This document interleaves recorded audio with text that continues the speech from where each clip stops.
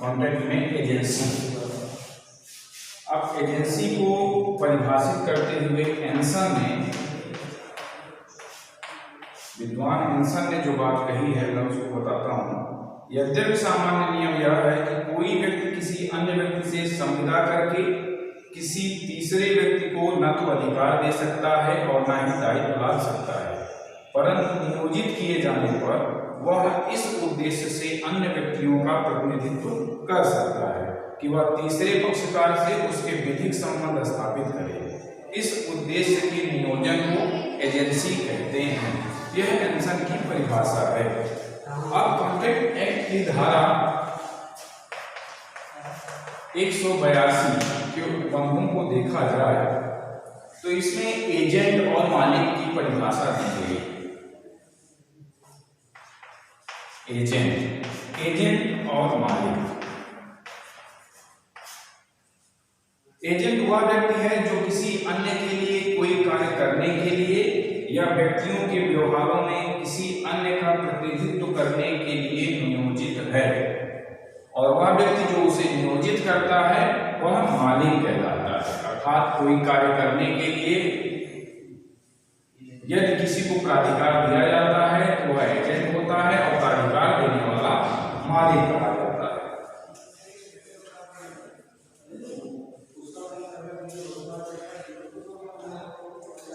अब एजेंसी के आवश्यक तत्व। एजेंसी के आवश्यक तत्व। पहला,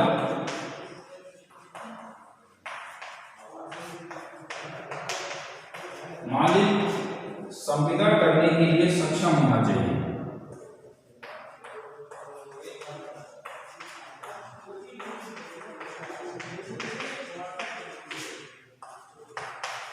मालिक संविदा करने के लिए सक्षम होना चाहिए। जो कोई व्यक्ति उस विधि के अनुसार, अगर हम धारा 183 को पढ़ें तो उसके अनुसार जो कोई व्यक्ति उस विधि के अनुसार जिसके कि वह अधीन है, वयस्क आयु का है और जो कि स्वस्थ चित्त का है, एजेंट नियोजित कर सकता है। अगर स्वस्थ चित्त और वयस्क है तो वह मालिक एजेंट नियोजित कर सकता है। अवयस्क एजेंट में नियुक्ति नहीं हो सकती, वह नियुक्ति शून्य होती है। दूसरा, कोई भी व्यक्ति एजेंट हो सकता है। कोई भी व्यक्ति एजेंट हो सकता है। धारा 185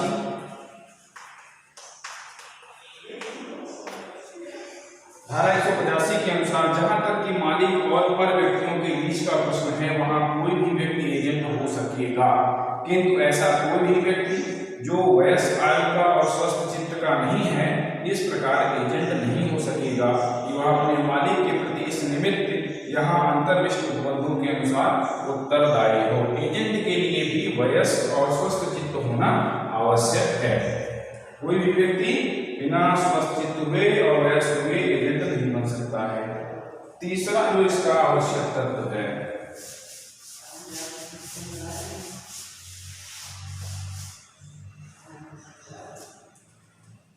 तीसरा, एजेंसी स्थापित करने के लिए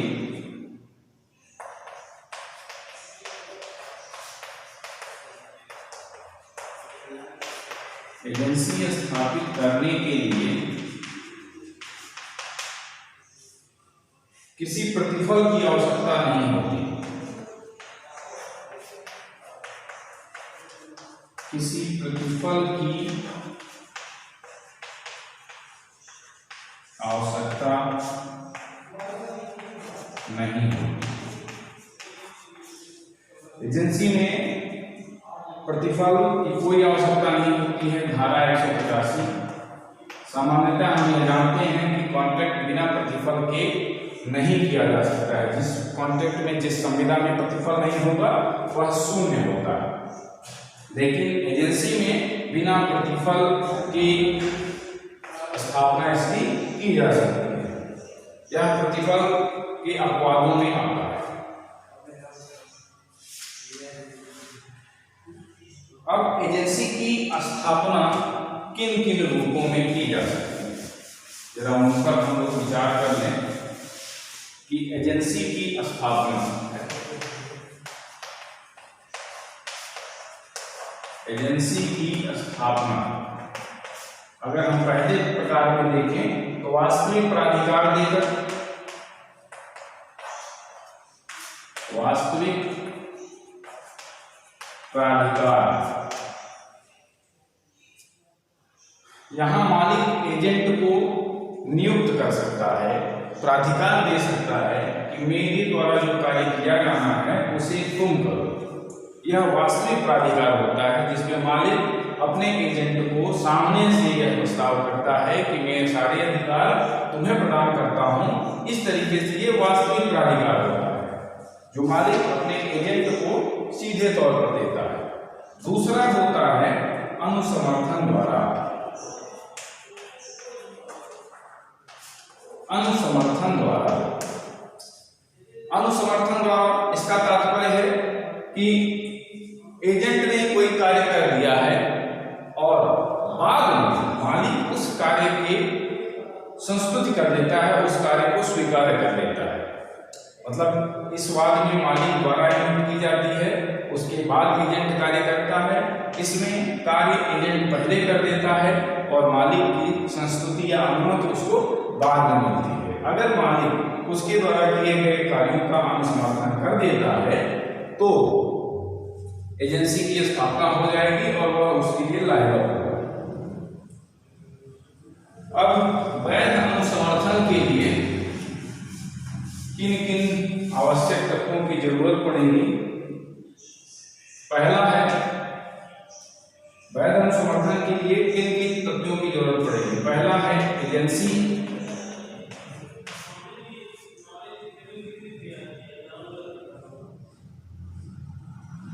पहला एजेंट का मालिक के नाम से,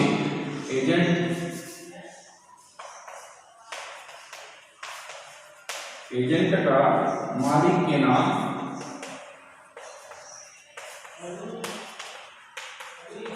मालिक के नाम या उसकी ओर से कार्य करना आवश्यक है। मालिक के नाम या उसकी ओर से कार्य करना आवश्यक है। एजेंट मालिक के नाम पर या उसकी ओर से कार्य करेगा। दूसरा, मालिक विद्यमान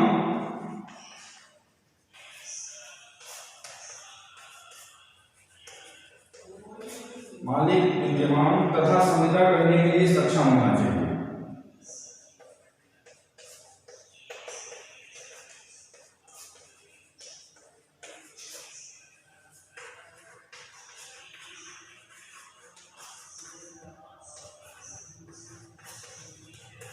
संविदा करने के लिए सक्षम होना चाहिए।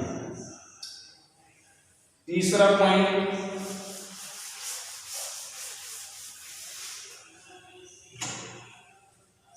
अनुसमर्थन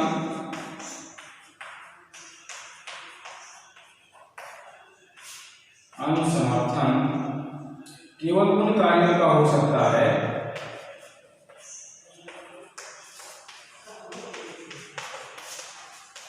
अनुसमर्थन केवल उन कार्यों का हो सकता है जो वैध हैं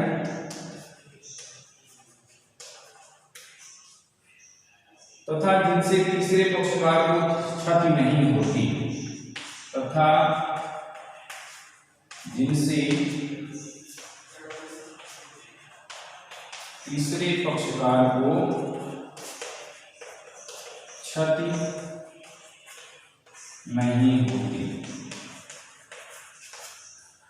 अनुसमर्थन उन कार्यों का हो सकता है जो वैध हो। अनुसमर्थन के लिए कार्य का वैध होना जरूरी है और जिससे तीसरे पक्षकार को कोई क्षति भी नहीं होनी चाहिए। अगर वैध नहीं है और क्षति होती है तो अनुसमर्थन उपयुक्त नहीं माना जाएगा। अगला पॉइंट, किसी समव्यवहार में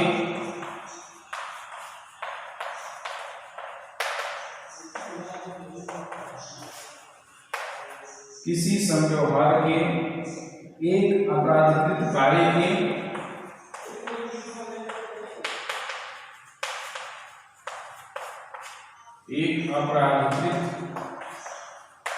के एक भाग को अनुसमर्थन करना,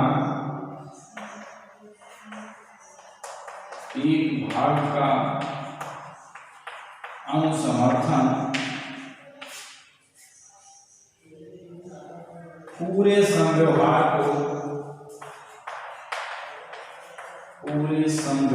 का अनुसमर्थन है।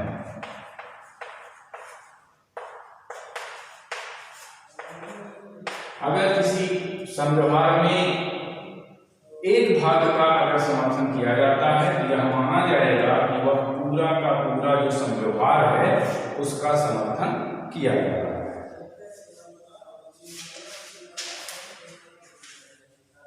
अगला पॉइंट हमारा आता है, अनुसमर्थन तथ्यों के पूर्ण ज्ञान के आधार पर होना चाहिए। पूर्ण ज्ञान के आधार पर, तथ्यों का पूर्ण ज्ञान होना चाहिए।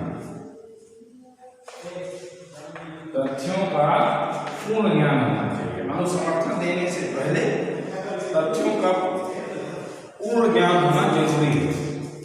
अगर तथ्य में कोई उपयुक्तता नहीं है तो वह जो है उचित नहीं माना जाएगा। और अगला पॉइंट है हमारा कि अनुसमर्थन जो होगा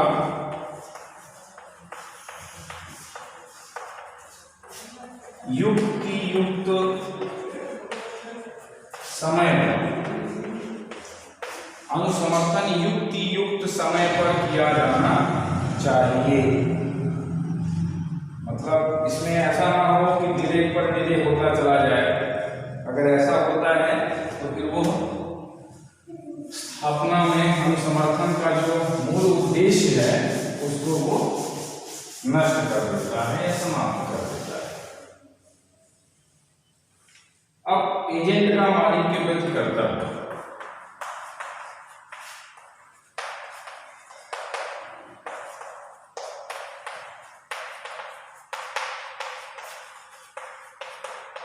एजेंट का मालिक के प्रति कर्तव्य। पहला, मालिक के निर्देशों के अनुसार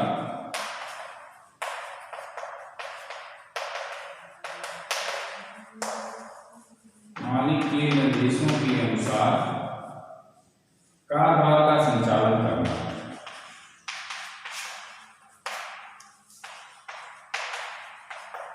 कारोबार का संचालन करना पहला है, उसका कर्तव्य यही होता है कि मालिक जिस प्रकार से निर्देश दे उसी के अनुरूप वह कार्यभार का संचालन करे। धारा 211 इसमें दृष्टांत भी दिया गया है कि मालिक के निर्देशों के अनुसार ही कार्य किया जाना चाहिए। दूसरा, कौशल तथा उद्यम।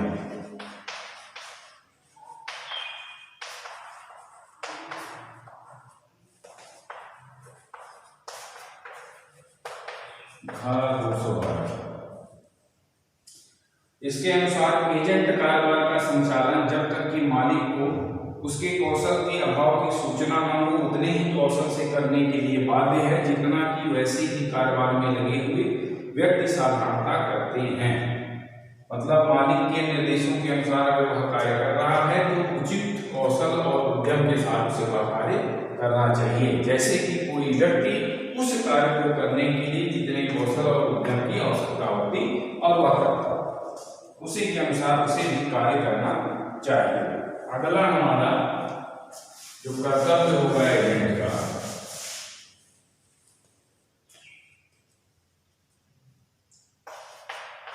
व्यक्तिगत हित को जो व्यक्तिगत हित है उसको कर्तव्य के मार्ग में बाधक ना हो। एजेंट का अगर कोई व्यक्तिगत हित है तो वह अपने व्यक्तिगत हितों को न ध्यान रख करके मालिक के प्रति, अपने कर्तव्यों के प्रति ज्यादा लायबल होगा। चौथा, गुप्त लाभ प्राप्त न करना। किसी प्रकार का घूस कह सकते हैं आपको या पारितोषिक जो उसको अवैध तरीके से दिया जाने का प्रयास करता है उसको उसे नहीं लेना चाहिए, गुप्त लाभ नहीं प्राप्त करना चाहिए। अगला पॉइंट है, मालिक के लिए प्राप्त किए गए धन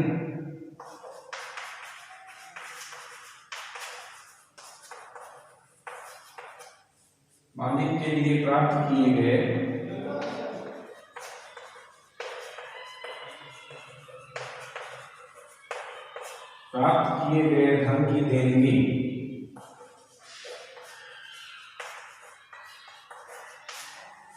अगर मालिक के लिए कोई धन उसने प्राप्त किया है तो वह उसे मालिक को वापस करेगा। अगला पॉइंट है,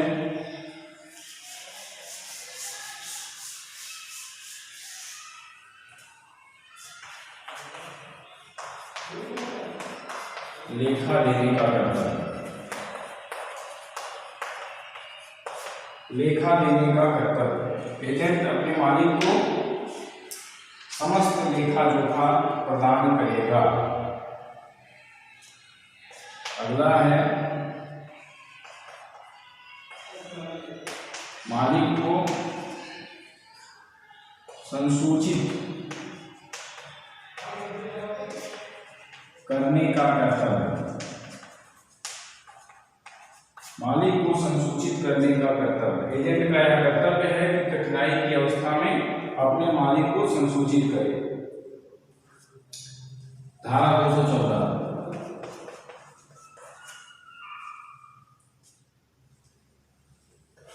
अगला पॉइंट है प्रत्यायोजन ना करने का कर्तव्य।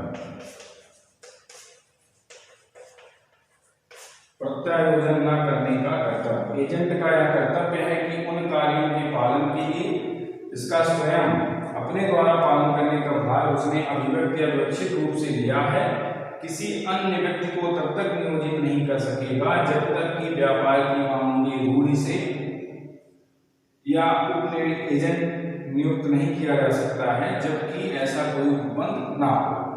मतलब अपने स्थान पर वह किसी अन्य व्यक्ति को प्रत्यायोजित नहीं कर सकता है। अगर कोई कार्य करने का उसने स्वयं के प्रति कर्तव्य लिया है तो वह कार्य उसे स्वयं करना पड़ेगा। एजेंट अपने कार्यों को किसी अन्य व्यक्ति को सौंप नहीं सकता है।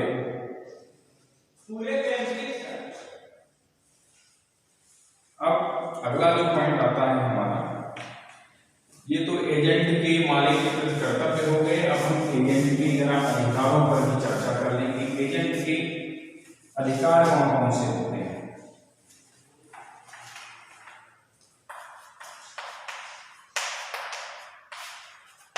एजेंट के अधिकार,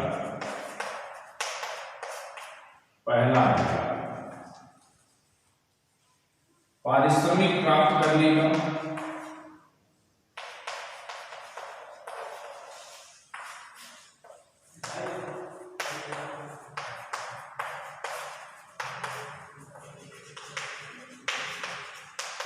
पारिश्रमिक प्राप्त करने का अधिकार, एजेंट का पहला अधिकार होता है कि वह जो कार्य कर रहा है उसके लिए उसे पारिश्रमिक भी दिया जाना चाहिए। तो पहला पारिश्रमिक प्राप्त करने का अधिकार, दूसरा क्षतिपूर्ति प्राप्त करने का अधिकार।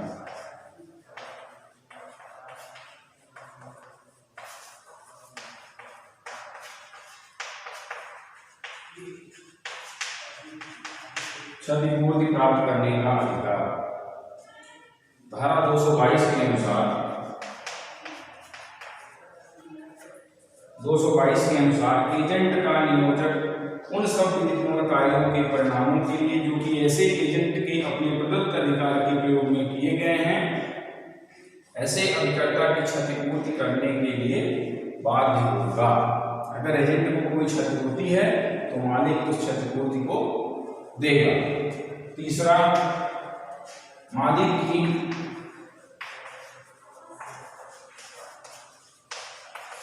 उपेक्षा से हुई क्षति,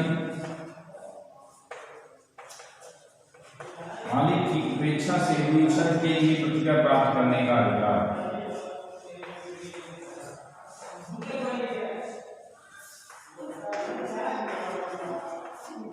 मालिक की उपेक्षा से अगर कोई क्षति होती है तो उसके लिए भी प्रतिकर प्राप्त करने का वह अधिकारी होगा। अगला जो अधिकार आता है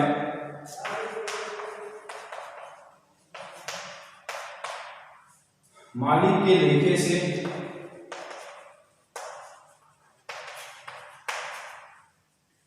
प्राप्त राशियों में से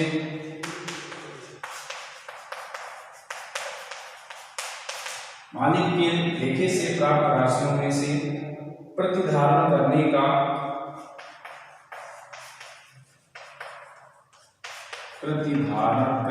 अधिकार। मालिक के लेखे से प्राप्त राशियों में से प्रतिधारण करने का एजेंट का अधिकार। एजेंट एजेंसी के कारोबार में मालिक के लेखे से प्राप्त किन्हीं राशियों में से उन सब धनों का जो ऐसे कारोबार के संचालन में उसके द्वारा दिए गए अग्रिम धनों या उचित रूप से उत्पादक व्ययों के लिए उसको शोध है और ऐसे पारिश्रमिक को भी जैसा एजेंट के रूप में कार्य करने के लिए उसे देय हो प्राधिकृत कर सकेगा। मालिक के लिए अगर उसने एजेंट ने कोई राशि अपनी तरफ से भी खर्च की है तो वह उसे प्राप्त करने का अधिकारी होगा। अगला पॉइंट है मालिक की संपत्ति पर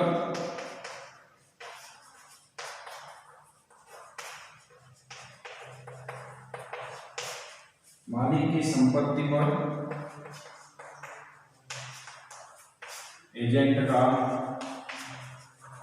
धारणा अधिकार। मालिक की संपत्ति पर एजेंट का धारणा अधिकार, धारा 221।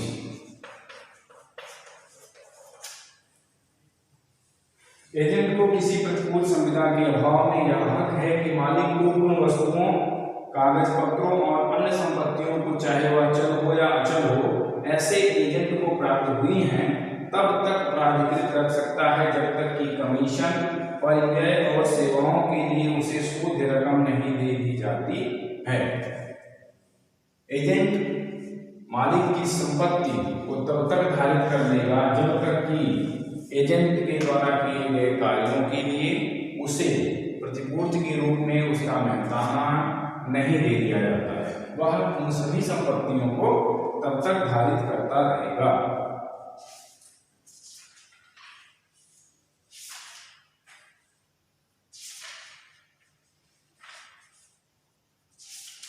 अब एजेंसी का अंत किस तरीके से किया जा सकता है उसके बारे में थोड़ा सा बात कर लिया जाए।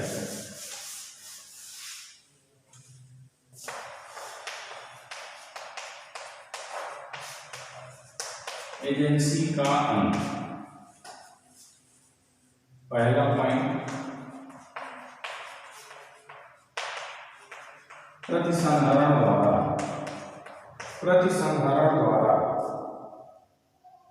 एजेंसी का अंत किया जा सकता है। जब मालिक अपने प्राधिकार को प्रतिसंहरित करता है तो एजेंसी समाप्त हो जाती है। धारा 201। अगर मालिक प्रतिसंहरण कर ले तो वह एजेंसी समाप्त हो जाती है। प्रतिसंहरण अभिव्यक्त या मालिक के आचरण से विवक्षित भी हो सकता है। प्रतिसंहरण चाहे तो अभिव्यक्त हो और चाहे तो विवक्षित भी किया जा सकता है। दूसरा है एजेंट द्वारा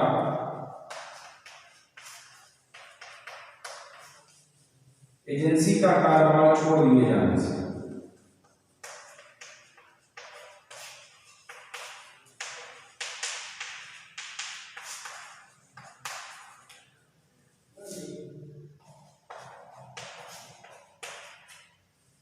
एजेंट द्वारा एजेंसी का कार्यभार छोड़ देने से एजेंसी समाप्त हो जाती है। तीसरा,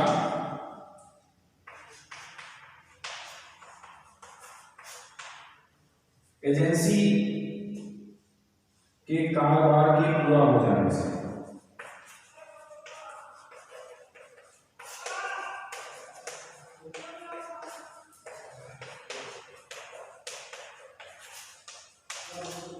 एजेंसी का जिस कारोबार के लिए उसकी एजेंसी को बनाया गया था, अगर वह कार्य पूरा हो जाता है वह कारोबार, तो वह समाप्त हो जाएगी। अगला,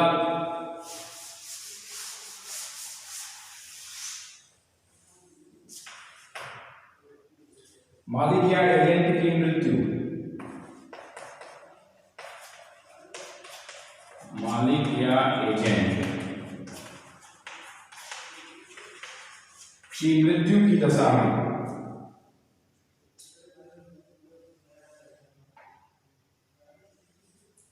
यहां पर एजेंट के सभी दायित्व समाप्त नहीं होंगे। अगर मालिक की मृत्यु होती है तो एजेंट के सभी दायित्व समाप्त नहीं होते हैं। धारा 209 के उपबंधों को अगर देखा जाए, धारा 209 के उपबंधों के अनुसार मालिक के मर जाने या उन्मत्त हो जाने से एजेंसी समाप्त हो जाती है, तब एजेंट अपने को नष्ट हितों के संरक्षण और परिरक्षण के लिए सभी युक्त कदम अपने भूतपूर्व मालिक के प्रतिनिधियों के निमित्त उठाने के लिए बाध्य है। मालिक की मृत्यु पर एजेंट जो होगा वह कार्य को पूरा करेगा जो मालिक के प्रति उसकी लायबिलिटी है। अगला जो पॉइंट आता है, मालिक के दिवालियेपन से।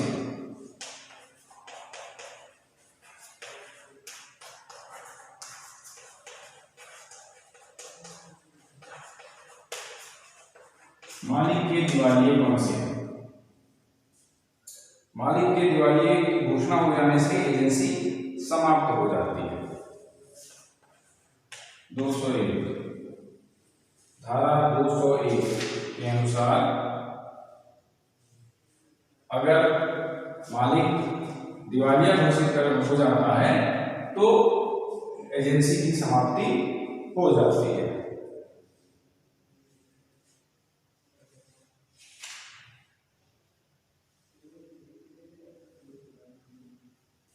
एजेंट के अधिकार की समाप्ति से उसके द्वारा नियुक्त सभी उप एजेंटों के प्राधिकार भी समाप्त हो जाते हैं। अब एजेंसी के समाप्ति के प्रभावी होने का समय धारा 208 के अनुसार, धारा 208 के अनुसार एजेंसी की समाप्ति के प्रभावी होने का समय क्या होगा? किसी एजेंट के अधिकार का अंत जहां तक उसका एजेंट से संबंध है वहां तक उसे ज्ञान होने से पूर्व, अथवा जहां तक उसका पर व्यक्तियों से संबंध है वहां तक उन्हें उसका ज्ञान होने के पूर्व प्रभावी नहीं होगा।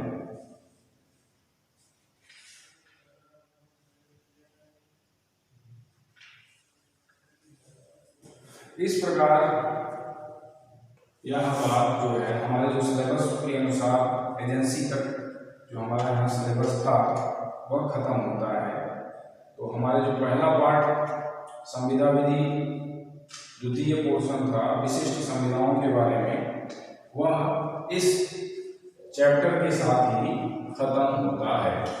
अब इसके बाद जो हमारा दूसरा पोर्शन बचता है माल विक्रय अधिनियम, माल विक्रय अधिनियम। माल विक्रय अधिनियम के प्रावधानों को जो है हम लोग अगले लेक्चर में देखेंगे।